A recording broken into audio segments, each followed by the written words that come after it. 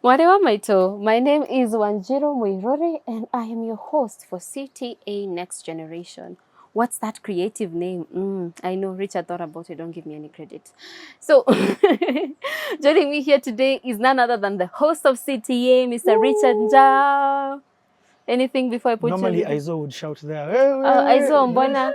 But to Kolifi suburb, so shh. Anyway, this is Next Gen Cta Next Gen. This is where we put the T in Cta.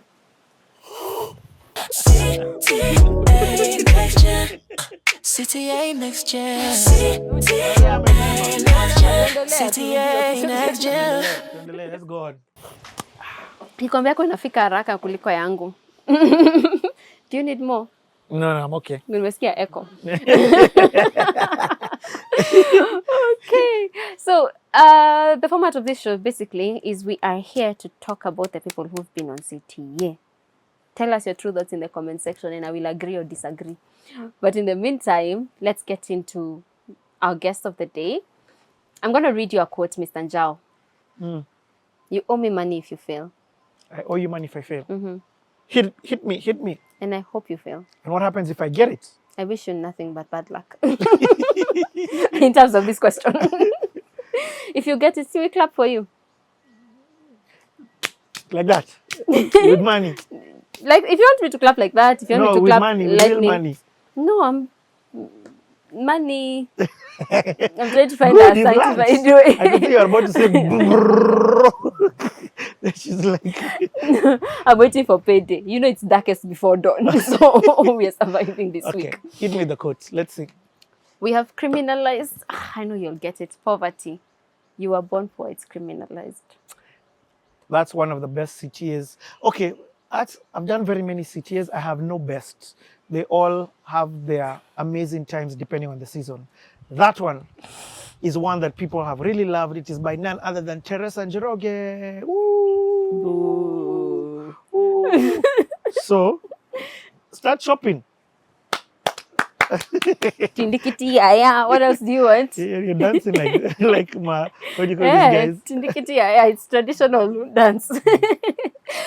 So that statement is so interesting. It's when parents tell you they don't have a favorite. We know the truth. As children to parents, as parents you can say that. Oh, you're talking about my... You saying you don't have a favorite CTA, you don't have a best. But I don't. You know, but then I'm so glad I asked myself the question. Because you didn't ask me. Everyone, when I meet people, they're always like, so what's your favorite CTA? I'm like, I have favorites depending on when I did them. You get? So, for example, I recently did Pastor Angie. I've been trying to do Pastor Angie for like 4 years. So it was happy to do that. When I did Peter Ndegwa before that, I'd waited to do Peter Ndegwa. Okay, I believe you. Teresa before that. Yeah. Anyway, but how I'd rationalize that, it's like the friends that I have, because I have very robust social life. It's hard for me to pick like a favorite. It's just that it's like saying, pick a favorite between your liver and your pancreas. Liver all day. Look at this guy. You see, every organ plays a different role. So I assume every CTA has a different side of life it brings to the table. And because of that differentiation, it's hard to pick like this is the very best. Yeah. You understand? True. Yeah. When you have a paper cut, you suffer. When you have a stomachache, you suffer. Yeah. You understand? Yeah. Anyway, so it is Teresa. So that's where my money has gone. But it is well. Nitakunasa tu mahali. Mark my word. What was your first impression of Teresa?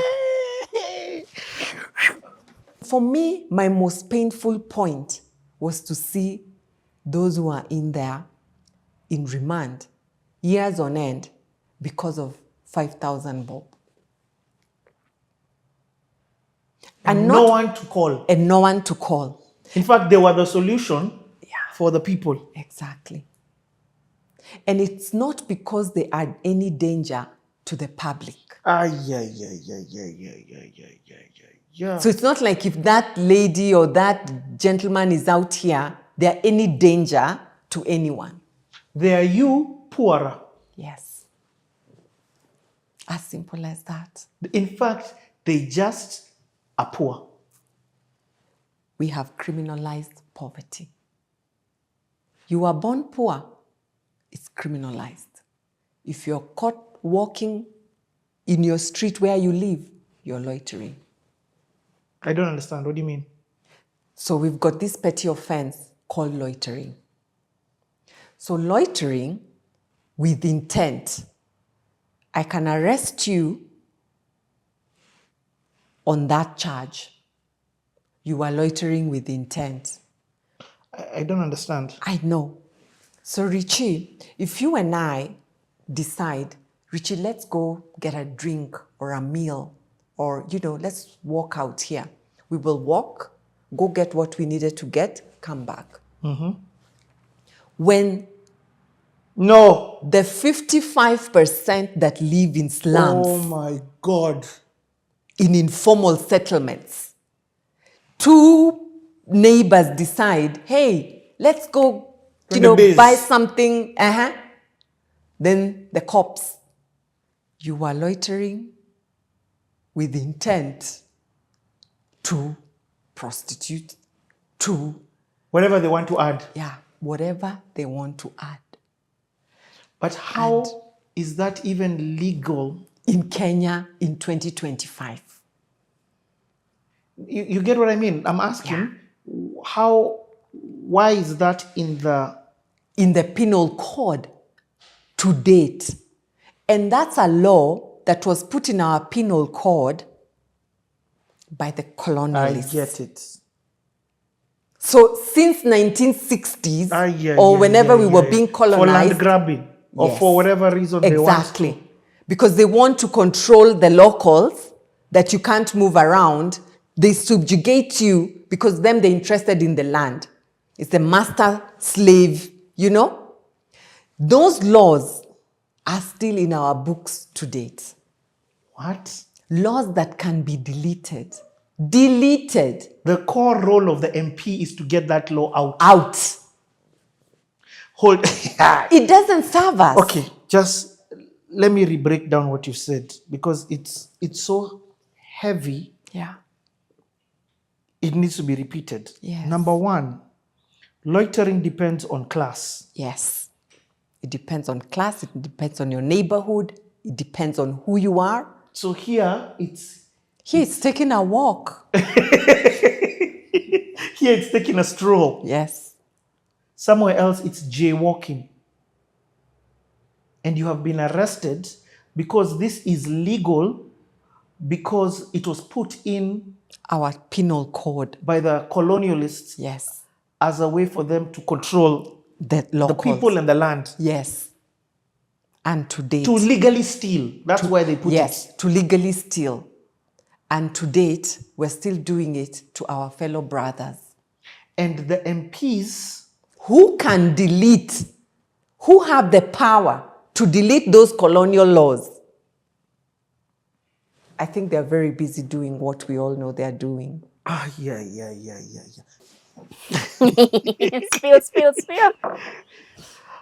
So, I met Teresa. Sometimes we shoot at Social House, some of our CTAs. So there's a day we came downstairs, we're having lunch, and Teresa was there with Pastor Angie, who've now both been on CTA. Pastor Angie, in an essence, mentor pastors her. So Pastor Angie was like, you need to do her CTA. And I did a leadership class. And Teresa came and taught that leadership class. But I was just like, yeah, it's all... Then I went for a talk, and I was in my panelist group. I was part of a panelists under Joram Muinamo. There's an event he had. Joram Muinamo has also been on CTA. So we're in a panel group at the Sandbox. Yeah. The event wasn't by Joram Muinamo. The event was by somebody else. I've just forgotten who. Anyway, but Teresa was one of the panelists, myself included. And we were having a conversation about integrity. Is it possible to have integrity in Kenya?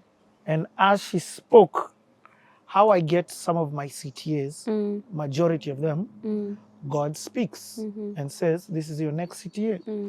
So as she spoke, please not have heard her story, but not really heard her story.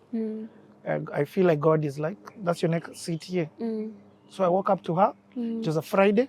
And I tell her, God says, you're my next CTA. And I'm to shoot you immediately. And on Tuesday, we shot. So Tuesday was the first time I was meeting her and having like long extended conversation with her. Amazing. So what was your first impression? That was her journey to CTA. Oh, No, it's okay. nimejibu my own swali. It's okay. That's how we do on CTA. Exactly. CTA is long answers only.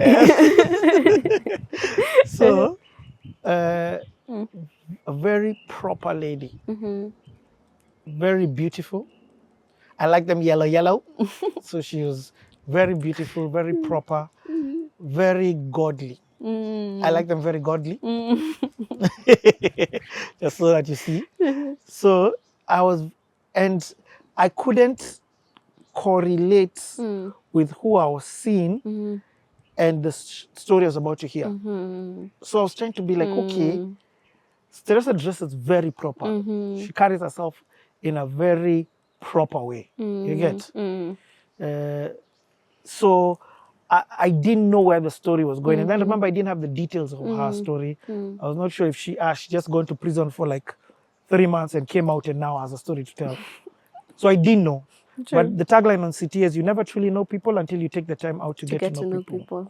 So my posture is always ready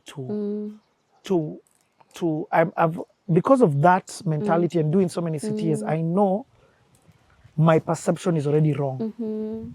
Because a lot of times you judge by exterior. Yeah. That's amazing. Yeah, because that actually goes into our next question.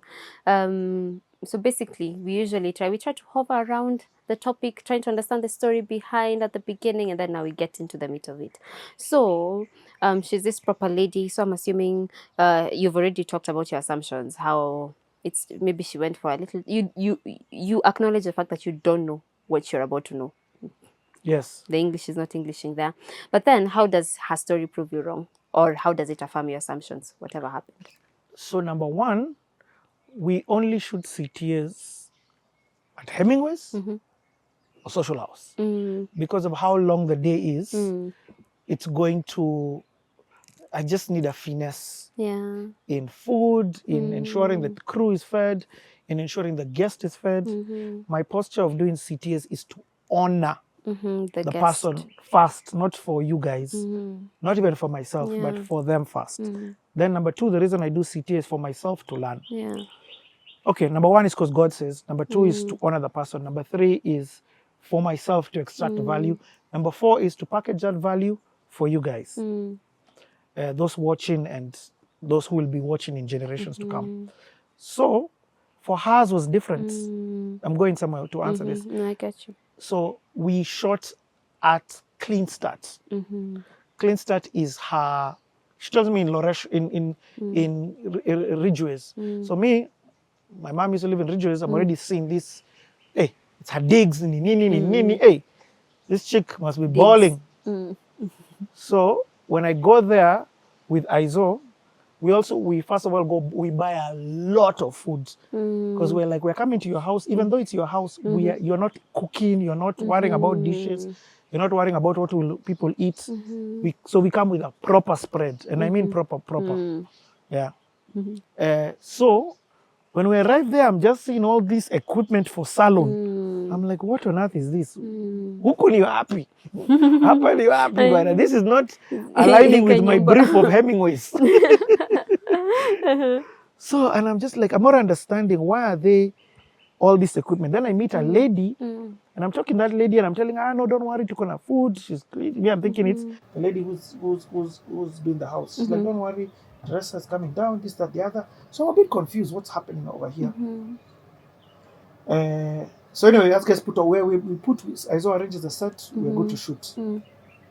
The lady who I was talking to was a lady who had been incarcerated and now had a job. The place where we were filming wasn't a house. It was a rescue center for women who come out of jail, prison. So now I'm in the space that is a safe house, a halfway house, yes, a transition house for these women. Wow. The woman who's been so amazing and has served me was a lady who was inside. And Teresa, and then me I always have a role when I'm shooting CTA. No one else will come. There's a guy who came and peeped and he was excited. So when Teresa came and started telling her story, I was like, she's got a very powerful voice and authoritative voice, but she's an amazing storyteller. And already now she starts dismantling the things in my mind. But more importantly, I say CT is like a jigsaw puzzle. There are different pieces that people put. So she starts putting it, and you're like, wow, this Chile is amazing. This Chile is amazing. What? What? It was something. Wow. It's already started being something because as you're speaking, I'm just getting flashbacks to that interview. But we'll get into that, into the meat of things. But now we're going to go on a short break so that you can re-energize, so that when you come back, now we do the deep dive. Yep. Bye.